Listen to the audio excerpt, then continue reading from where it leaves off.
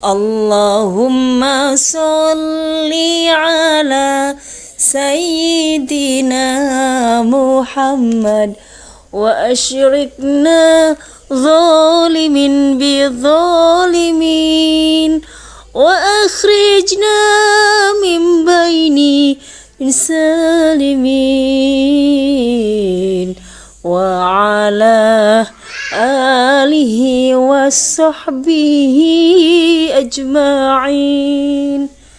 Sallallahu rabbuna ala nuril mubin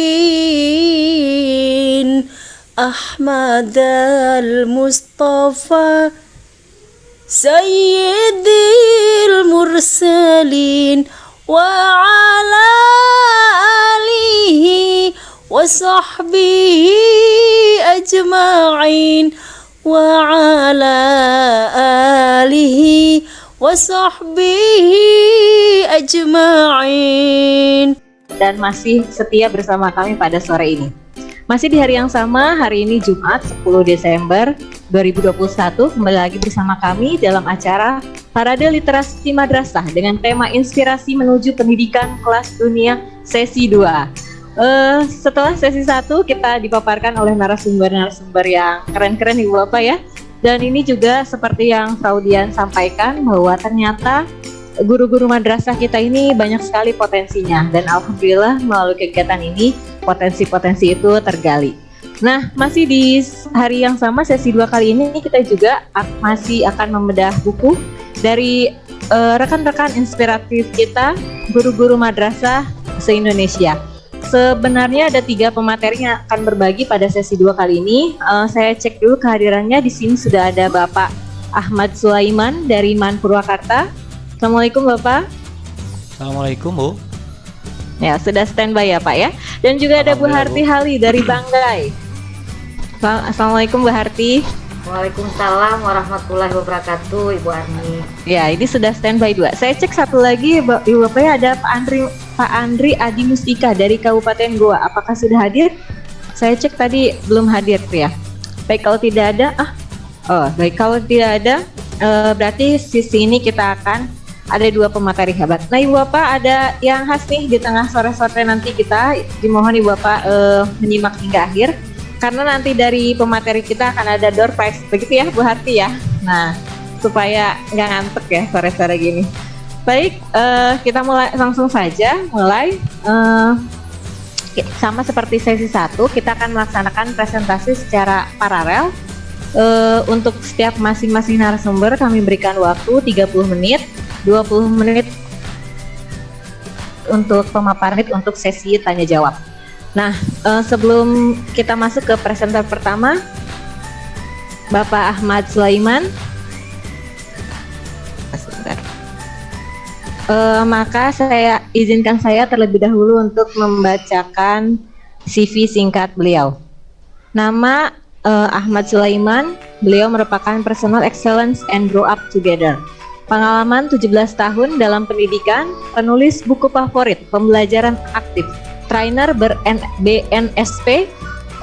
Beliau sekarang sebagai guru MAN Purwakarta, betul Bapak ya, dan dosen juga di PTKS Purwakarta, dan kandidat doktor ilmu pendidikan. Purwakarta dekat Pak dengan saya sekarang ini. Baik, itu CV beliau. Oke, sebelum kita langsung saja kita tampilkan pemateri pertama kita pada Bapak Ahmad Sulaiman. Ya, kami persilakan.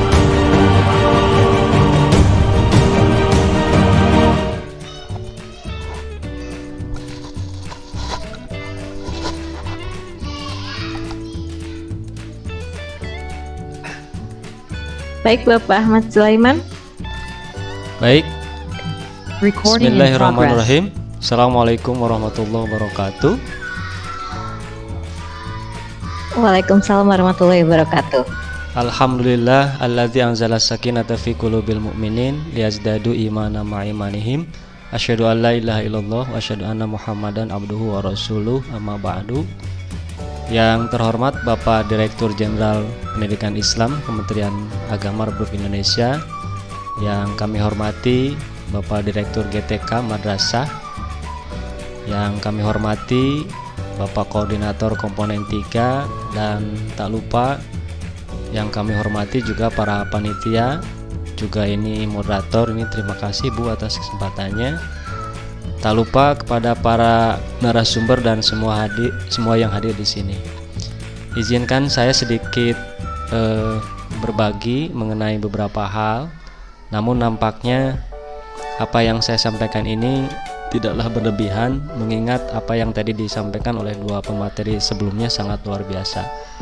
Pak Herlan dengan konsepsi ekonominya dan Pak Sugiarto tentang bagaimana menyikapi hal-hal yang sifatnya motivatif terkait dengan pembelajaran dan pendidikan.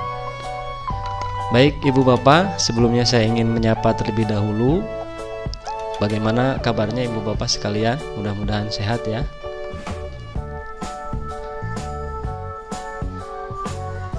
Alhamdulillah baik Pak, saya mewakili rekan-rekan yang lain ya, karena ini di mute Pak. Sampai ya, sesi tanya jawab. Iya betul. Ya, mohon maaf Bu. Ya, saya sekali lagi menyampaikan rasa bangga yang luar biasa berhadapan dengan orang-orang hebat di Indonesia, yang mudah-mudahan apa yang kita lakukan ini menjadi semacam amal jariah, sehingga nanti saat kita tiada, kita bisa menuai apa yang kita lakukan hari ini. Ibu Bapak yang saya banggakan, bahwa buku saya ini terus terang bukan buku sendiri dibuatnya, tetapi merupakan keroyokan dari beberapa orang yang merasa greget terhadap kondisi hari ini. Nampaknya kita sepakat Ibu Bapak bahwa yang namanya life skill hari ini menjadi sesuatu yang sangat penting. Namun dari sisi kuantitas dan kualitas, bagaimana kita menyuarakan itu nampaknya belum. Dan kehadiran buku ini menjadi salah satu sumbangsi, sedikit secercah sumbangsi terkait pentingnya life skill ini. Dan nampaknya juga kita sepakat bahwa yang namanya life skill ini bukan hanya dimiliki oleh anak-anak SMK, tetapi juga semua anak bangsa yang harus memiliki bekal untuk bagaimana menjalani kehidupannya di masa yang akan datang. Dan nampaknya mengenai life skill ini patut disuarakan, patut dibelajarkan, patut diberikan dididikkan kepada peserta didik kita, baik secara implisit maupun secara eksplisit. Nah, beberapa hal nampaknya dalam buku ini menjadi semacam pondasi terkait bagaimana semestinya seorang peserta didik menjalani kehidupan di masa yang akan datang. Diawali dari sebuah pernyataan dulu ketika saya kuliah menurut Heraklitus, bahwa there is nothing permanent except change. Jadi tidak ada yang permanen kecuali perubahan. Dan hari ini kita nampaknya sangat lekat dengan perubahan itu. Misalnya dulu kita mengenal handphone dengan merek Nokia yang luar biasa, yang hari ini sudah digantikan dengan Android dengan berbagai merek yang juga sangat luar biasa. Ini salah satu bukti terkait dengan perubahan. Dan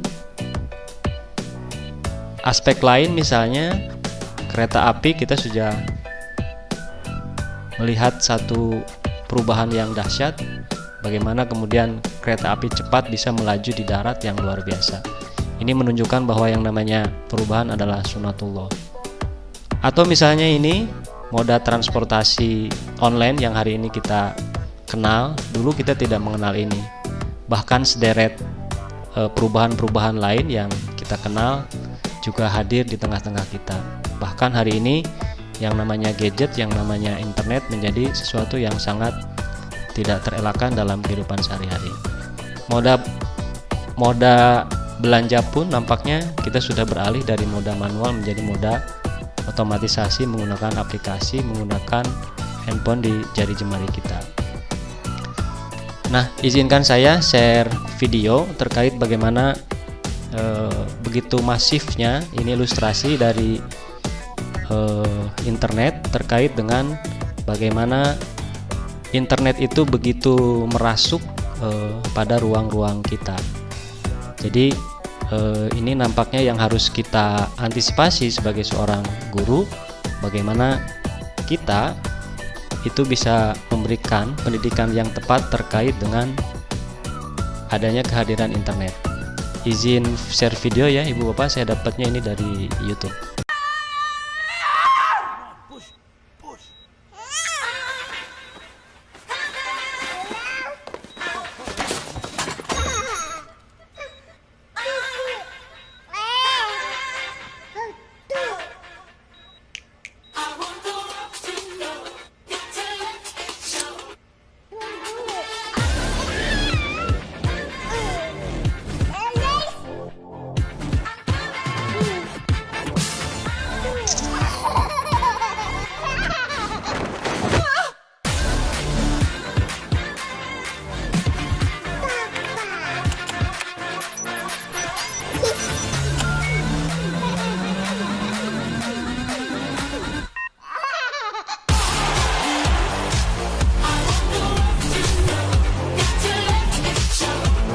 Ya, ilustrasi video tersebut merupakan sesuatu yang hari ini kita hadapi Ibu Bapak.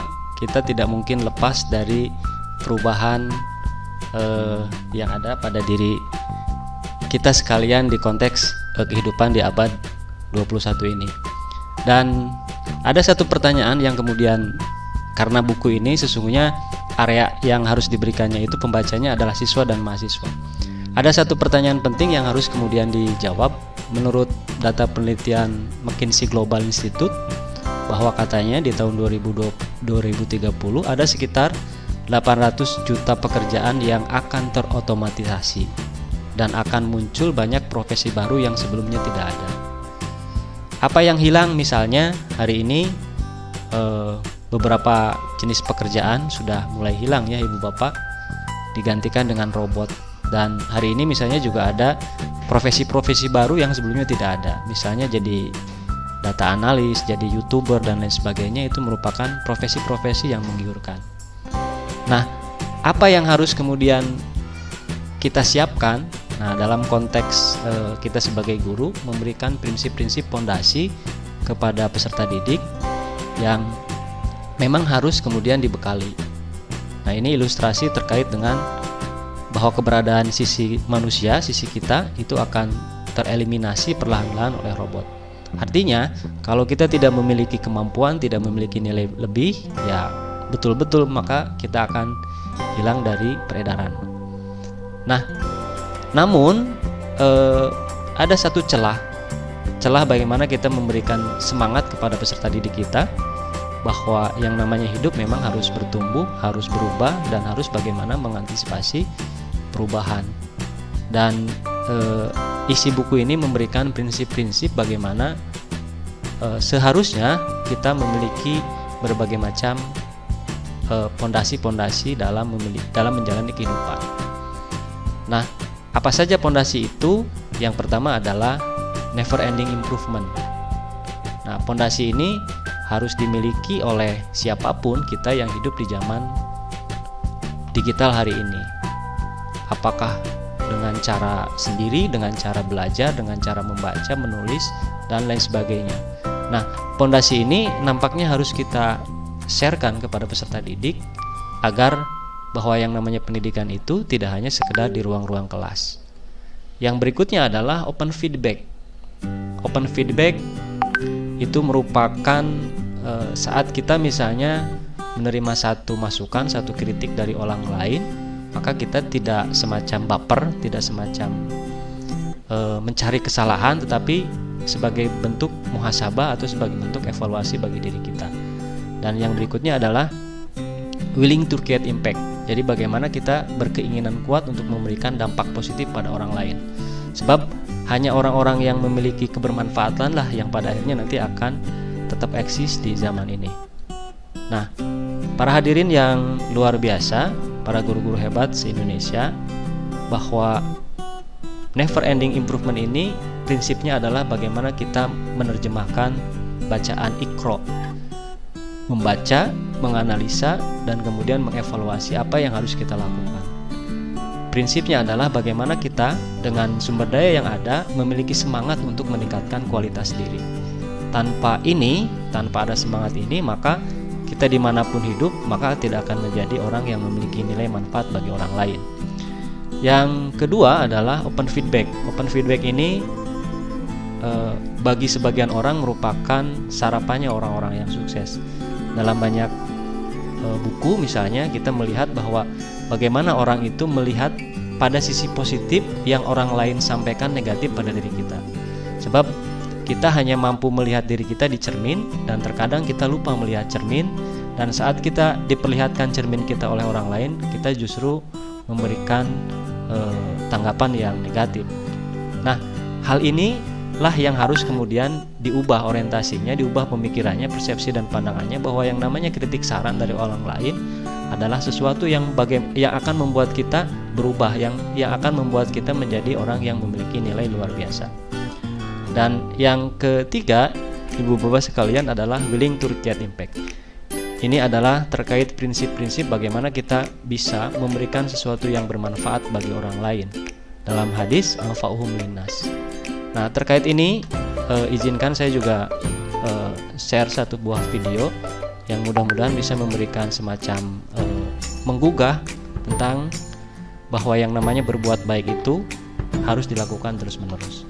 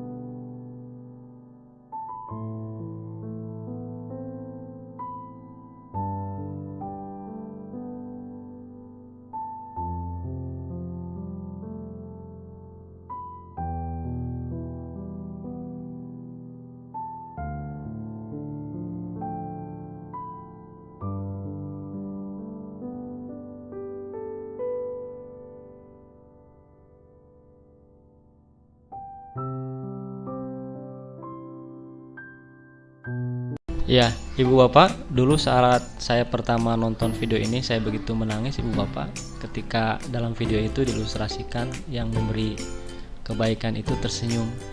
Saya pikir nampaknya kita pun akan demikian, akan merasa bangga, bahkan bersedih, sedih karena bangga, nangis saat kita bisa memberikan kebahagiaan orang lain pada orang lain.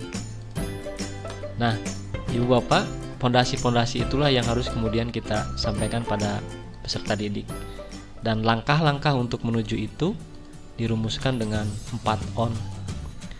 Apa itu 4 on? Yang pertama adalah bahwa siswa harus memiliki visi, harus memiliki tujuan hidup.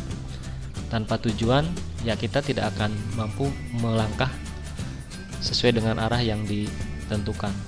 Saat kita bepergian misalnya, maka pastikan kita tujuannya mau kemana.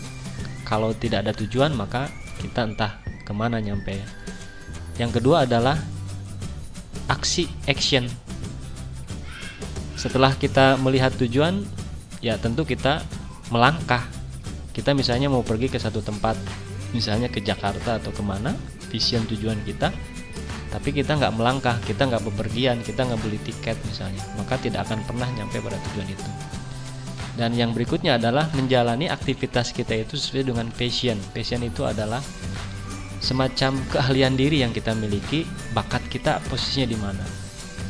Nah, bisa jadi kita misalnya punya pekerjaan yang bukan bakat kita, tapi itu biasanya membuat kita tersiksa. Maka pastikan ketika kita mengerjakan sesuatu, itu sesuai dengan bakat kita. Dan yang terakhir adalah kolaborasi. Hari ini tidak mungkin kita bisa hidup sendiri, maka prinsip yang harus kita berikan kepada peserta didik kita adalah bagaimana mereka berkolaborasi. Ta'awanu 'alal birri wat taqwa wa la ta'awanu 'alal itsmi wal 'udwan. Nah, itulah teman-teman beberapa hal yang saya sampaikan, mudah-mudahan memberikan inspirasi, tetapi sesungguhnya inspirasi ini disampaikan kepada peserta didik, kepada mahasiswa agar mereka memiliki semacam peta diri bagaimana menggapai sesuatu yang mereka inginkan. Kata kunci dari sukses itu adalah mereka sampai pada tujuan. Pastikan tujuannya apa, beraksi, lakukan sesuatu sesuai dengan hati, dan pastikan kita berkolaborasi. Demikian yang dapat disampaikan. Wallahul muwaffiq ila aqwamit thoriq. Wassalamualaikum warahmatullahi wabarakatuh. Ya, waalaikumsalam warahmatullahi wabarakatuh. Terima kasih pada pemateri kita pertama hari sore ini ya, Bapak Ahmad Sulaiman, yang sudah memberikan bagi saya ini banyak motivasi ya, atau kayak semacam apa, entah itu teguran atau entah itu intinya membuat saya oh iya berpikir apa yang benar-benar kita harus lakukan atau tanpa sadar kita lakukan harus dilaksanakan gitu ya Pak ya. Pertama saya teranyuh banget untuk video yang kedua Pak. Tadi ada yang spotlight saya, WA saya, ini kok nangis lah. Iya ya, saya sampai nggak sadar sendiri gitu ya Pak ya. Baik Ibu Bapak, di sini kita masuk sesi tanya jawab ya. Masih ada 10 menit untuk sesi tanya jawab. Dari awal nih ada Ibu atau Bapak ya, mohon maaf, Pak Warahami nih. Ibu atau Bapak ya, mohon maaf Ibu atau Bapak bisa on cam Pak? Atau kita ini, silakan. Oh Bapak ya, Bapak Warham nih, silakan untuk membuka mic-nya Pak. Sudah Bu, sudah. Ya baik Pak, silakan bertanya kepada pemateri kita sore ini Pak Ahmad Sulaiman. Ya, terima kasih kepada moderator dan pemateri. Alhamdulillah, sehingga sore hari ini kita mudah-mudahan mendapatkan keberkahan kita kepada Allah dari Allah Subhanahu wa taala. Langsung aja ya Bu ya, pertanyaannya. Saya seorang guru bahasa Indonesia. Kadang-kadang saya itu susah sekali mengajak untuk ya membaca, terus mencari bahan-bahan untuk belajar kepada siswa. Malah ada perpustakaan itu ditinggalkan, dia keasikan dengan HP-nya. Nah, pertanyaan dari saya, bagaimana itu Bu biar siswa itu dekat dengan perpustakaan? Itu aja Bu, terima kasih. Assalamualaikum warahmatullahi wabarakatuh. Oke, waalaikumsalam warahmatullahi wabarakatuh. Berkaitan dengan literasi apa ya, baca buku. Oke, bagaimana Pak Ahmad Sulaiman? Bagaimana cara kita untuk membuat siswa ini suka pada buku gitu ya? Ini membaca, lebih tepatnya membacanya ya Pak ya. Oke, baik, terima kasih pertanyaan yang luar biasa dari Bapak. Ini nanti boleh japri saya Pak ya untuk dikirimi buku. Alhamdulillah. Ibu Bapak sekalian, berdasarkan pengalaman yang saya lakukan, ada dua cara bagaimana kita membuat orang terdorong. Sebab kita itu melakukan sesuatu biasanya karena motif, karena dorongan. Nah, yang paling pertama harus dilakukan adalah bagaimana membangkitkan dorongan itu. cara yang sering saya lakukan, Bapak dan Ibu Bapak sekalian, adalah bagaimana mendeskripsikan neraka, bagaimana mendeskripsikan ketakutan, dan bagaimana mendeskripsikan surga atau mendeskripsikan kebahagiaan. Maksudnya bagaimana? Maksudnya begini, Pak. Kita berikan kepada peserta didik itu pemahaman bahwa ketika kita tidak membaca, ketika peserta didik kita tidak membaca, maka akibatnya akan 1, 2, 3. Nah, setelah itu baru kemudian kita juga mengulas, ketika kita banyak baca, maka manfaatnya akan 1, 2, 3. Dan biarkan mereka sendiri yang menyebutkan apa manfaat-manfaat itu. Jadi oleh kita di lead. Contohnya begini. Baik anak-anak, saya merasa senang bisa bersua dengan teman-teman hari ini yang nampak luar biasa. Pada bagian awal pastikan kita memberikan pujian, Pak, karena orang senang dipuji, termasuk siswa.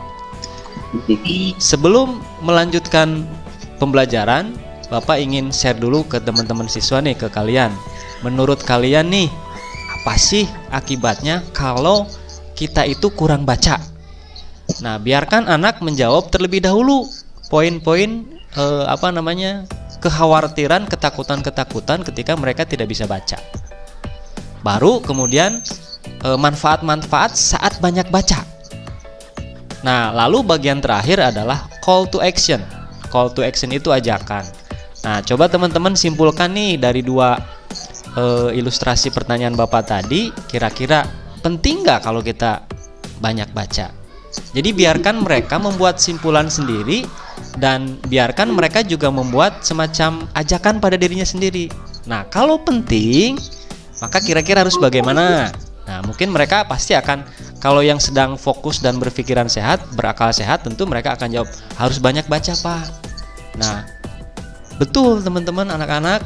Maka yang namanya baca itu bukan sesuatu yang sulit sebenarnya, bukan sesuatu yang tetapi sesuatu yang mudah dan memberikan manfaat yang luar biasa. Nah, pastikan kita semua rajin membaca buku, membaca situasi, membaca diri, dan seterusnya. Sebab dengan membaca, kita akan memiliki nilai lebih di hadapan orang lain, bahkan di hadapan Tuhan. Mungkin itu Pak Warhamni dan Ibu Bapak sekalian. Jadi itu yang sering saya lakukan. Dan sebenarnya bukan ke soal membaca, tetapi soal kepada materi-materi yang sifatnya kognitif, afektif. Apalagi mata pelajaran saya adalah mata pelajaran akidah, begitu ya, bagaimana mereka itu mampu meningkatkan kualitas keberimanan dan keberakhlakan secara sosial. Itu pada aspek yang motivatif di awal itu harus kuat dulu. Dan bahkan Bapak bisa menambahkan dengan apa yang disebut sebagai strong why. Apa yang tadi dilakukan itu nanti bisa diilustrasikan dengan audio saya sering bawa ini Bapak speaker aktif begitu yang gede, karena di sekolah saya waktu itu belum punya. Saya bawa sendiri, beli sendiri, itu luar biasa dampaknya. Bahkan saya juga harus download dulu sebuah video yang terkait dengan materi itu, bagaimana membuat peserta itu mengambil sendiri manfaat bahwa ketika kita menerapkan ini, manfaatnya ini, dan ketika tidak menerapkan ini misalnya, akibatnya ini. Jadi membuat bagaimana strong why. Dan kalau nggak salah ada bukunya bagaimana kita membangun strong why itu. Nanti belahannya ada belahan otak kanan kita, ada belahan otak kiri kita. Otak kanan kita beri dengan sifat-sifat yang sesuatu yang sikapnya motivatif, perasaan. Ada lagu, ada cerita, ada kisah, itu otak kanan. Atau otak kiri berdasarkan data penelitian bla bla bla. Jadi kita suguhkan dulu orang yang sukses misalnya, kita contohkan siapa, dari data penelitian menunjukkan bahwa itu mereka biasa membaca. Mungkin itu Bapak dan Ibu Bapak sekalian.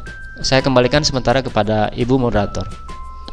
Baik Bapak, terima kasih jawabannya. Mungkin saya ringkas bagaimana cara menumbuhkan kesukaan anak terhadap baca itu. Tadi dari Bapak itu disampaikan manfaatnya dulu ya Pak ya. Nah, manfaatnya apa supaya anak tuh tertarik atau termotivasi itu. Kalau mereka sudah tahu manfaatnya, mungkin dirasa oh ya ini penting. Dan tadi juga ditampilkan dari tokoh-tokoh yang sukses. Kalau ternyata tokoh sukses itu mereka bisa sukses karena membaca. Jadi kunci utamanya dari membaca. Seperti itu ya Pak ya.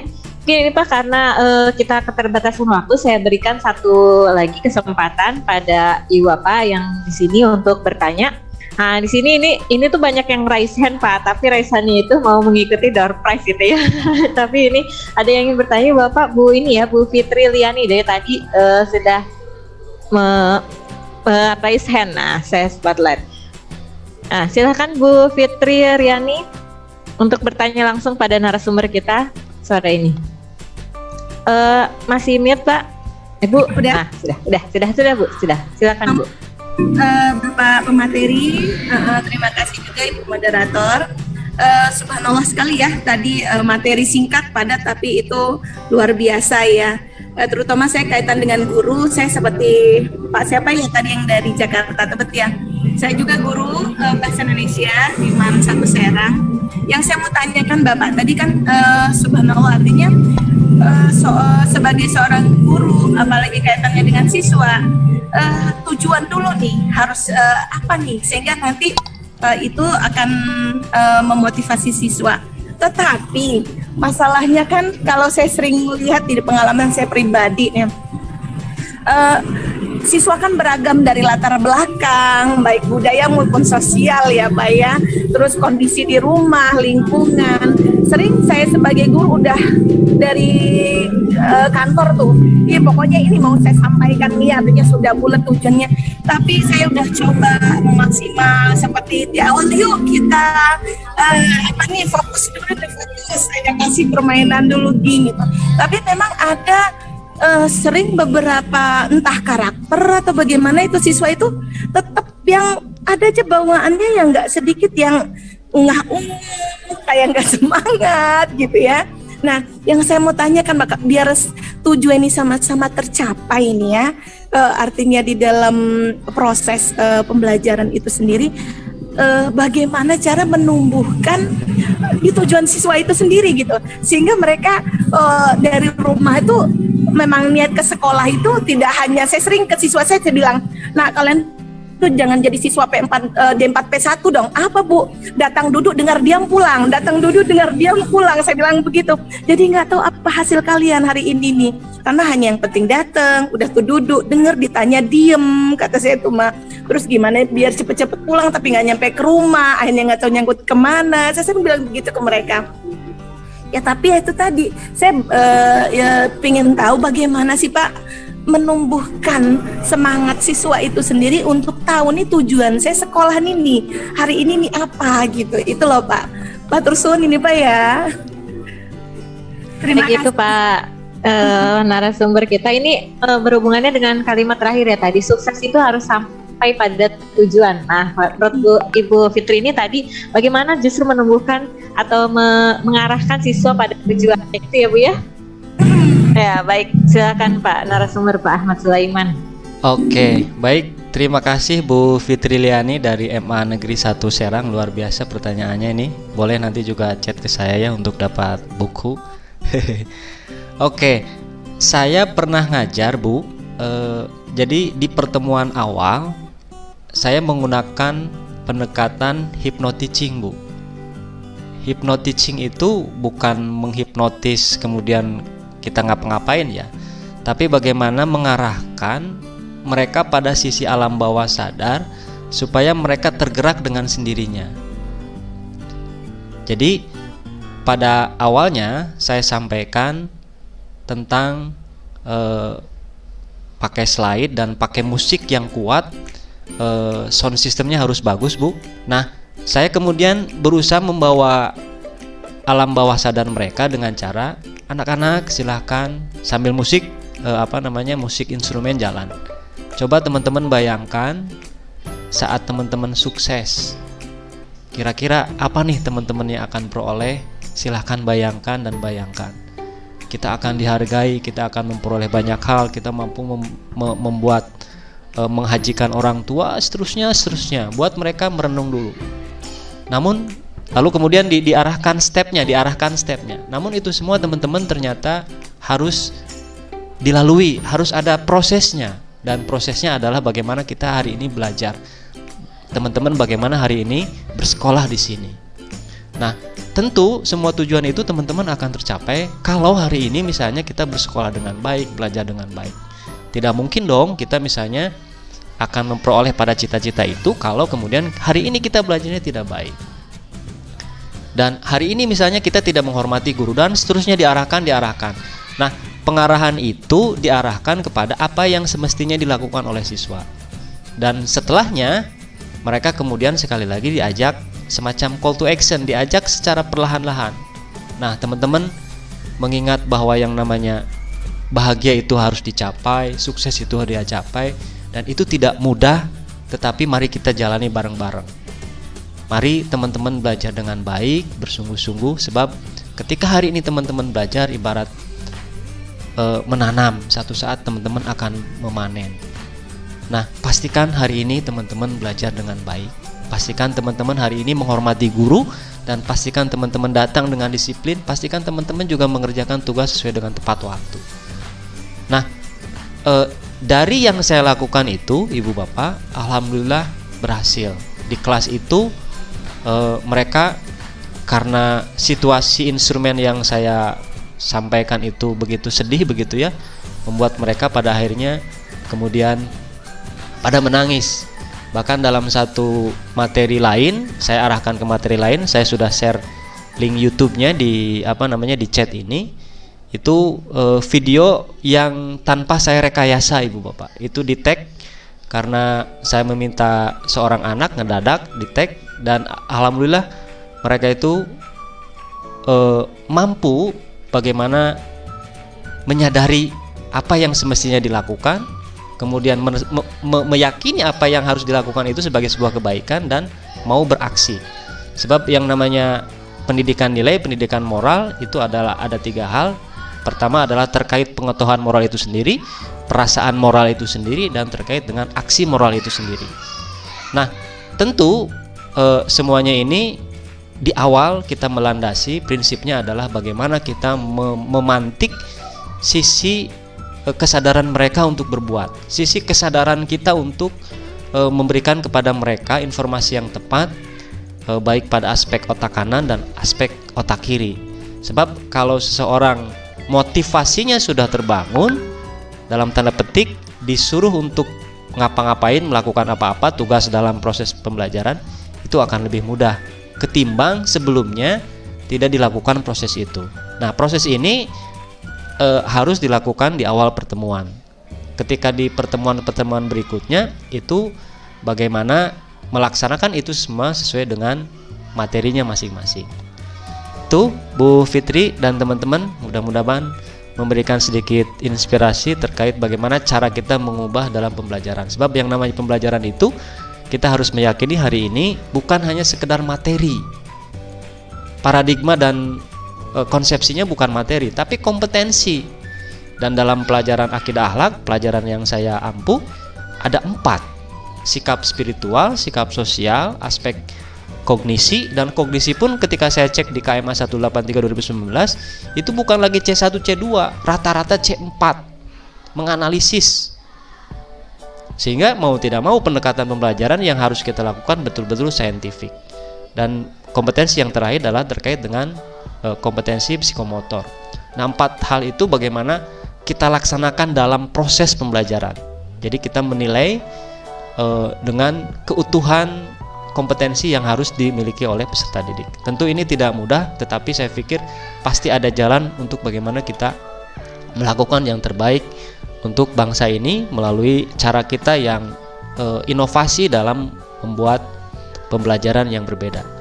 Kita harus juga kemudian mampu menilai pembelajaran kita itu berhasil atau tidak, dan saat misalnya ada dikritik oleh siswa, ya kita harus nerima sebagai sebuah upaya untuk memperbaiki pembelajaran yang kita lakukan. Itu Bu Fitri dan teman-teman, mudah-mudahan sedikit menjadi inspirasi terkait apa yang pernah saya lakukan, karena itu semua berdasarkan pengalaman. Saya kembalikan sementara ke moderator, Bu Arni, silakan. Baik, terima kasih Bapak, luar biasa sekali ya. Ini seperti kita bukan lagi menyaksikan bedah buku ya, Ibu Bapak, tapi justru sedang di trainer untuk oleh seorang train pendidikan tadi ya, luar biasa Bapak. Ini masih banyak Bapak yang ingin bertanya mungkin ya, hanya karena kita dibatasi waktu. Jadi saya cukupkan sekian untuk sesi Bapak. Nah, Bapak sebelum tadi seperti yang sudah diumumkan oleh host kita di kolom chat, kita akan adakan dulu door prize sebelum masuk ke sesi pemateri kedua ya. Ini awal mula nih. Yang tadi Pak Bu Fitri dan Pak siapa tadi tuh? Pak sebentar saya catatannya di sini. Pak Warham, yaitu Pak Warhamni. Amin ya.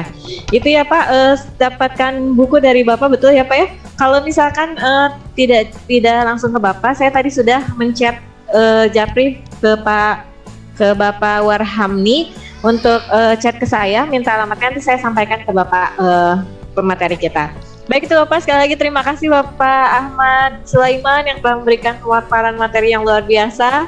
Mungkin lain kesempatan kita bisa full tuh ya Pak ya. Oke, untuk siap memberikan Bu Ani dan guru-guru semuanya. madrasah. Baik. Tetap Terima semangat. kasih Bapak sekali lagi. Mudah-mudahan kita masih energizer untuk memberikan yang terbaik pada semuanya. Amin ya rabbal Assalamualaikum alamin. warahmatullahi wabarakatuh. Waalaikumsalam warahmatullahi wabarakatuh. Nah,